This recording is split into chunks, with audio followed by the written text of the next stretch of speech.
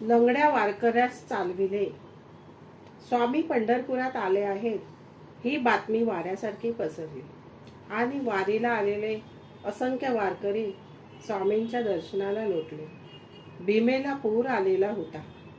स्वामी पाण्यावरून चालत आले ही सत्य घटना अनेकांनी आपल्या डोळ्यांनी पाहिली होती. अनेकांनी स्वामींना श्री विठ्ठलाबरोबर प्रत्यक्ष संवाद करताना कानांनी ऐकले होते. इतकेच काय, परंतु ज्या वारकऱ्यांना गर्दीमुळे विठुरायाचे दर्शन न घेता कळसाच्या दर्शनावरच समाधान मानावे लागत होते, त्यांना स्वामींनी विठ्ठलाच्या रूपात दर्शन दिले होते. असे होते स्वामी महाराज. स्वामींनी पंढरपुरामध्ये 4 महिने मुक्काम केला. आषाढीला आलेले स्वामी कार्तिक पौर्णिमेपर्यंत राहिले. राहुळामध्ये श्री विठ्ठल आणि राहुळाबाहेर एका झाडाखाली स्वामींनी जिथे मुक्काम केला होता तिथे सुद्धा श्री विठ्ठलाचे दर्शन, असा अपूर्व सोहळा वारकऱ्यांनी आपल्या प्रत्यक्ष डोळ्यांनी अनुभवला. राहुळातला श्री विठ्ठल आपल्या भक्तांची गाऱ्हाणे ऐकत होता. स्वामी सर्वांची दुःखे आणि गाऱ्हाणे फक्त ऐकतच नव्हते, तर प्रत्यक्षात ते सोडवत होते व दुःखी लोकांना बरे करत होते, समस्या सोडवत होते. वारकऱ्यांना हा अनुभव नवा आणि अनोखा होता.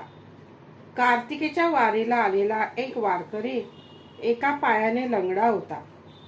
त्याची वारी मात्र कधी चुकली नव्हती. खुरडत तो श्री विठ्ठलाच्या दर्शनाला नित्य यायचा. नेहमी वारी करायचा, कारण विठ्ठलावर त्याचे खूप प्रेम होते. श्री विठ्ठलाला त्याने नेहमीप्रमाणे आपले दुःख सांगितले आणि तो स्वामींच्या दर्शनाला आला. स्वामींनी त्याला येताना दुरूनच पाहिले. स्वामींनी अंतर्ज्ञानाने त्याचे दुःख ऐकले होते, म्हणून स्वामींनी असे ठरविले की याला आपण चालता करायला पाहिजे. स्वामी कमरेवर हात ठेवून झाडाखाली उभे राहिले. आजपर्यंत मूर्तीमध्ये श्री विठ्ठलाला अनुभवलेल्या त्या लंगड्या वारकऱ्याला वाटले की प्रत्यक्ष विठुरायाच झाडाखाली उभा आहे. त्याला खूप आनंद झाला. इतक्यात स्वामींनी कमरेवरचे हात फैलावले आणि त्याला आलिंगन देण्यासाठी हाक मारली. त्या क्षणी तो लंगडा वारकरी धावत सुटला आणि स्वामींच्या गाढ मिठीत विसावला.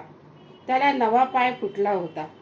स्वामींनी एका लंगड्या वारकऱ्यावर कृपा केली. ही घटना कितीतरी वारकऱ्यांनी पाहिली होती. पंढरपूरभर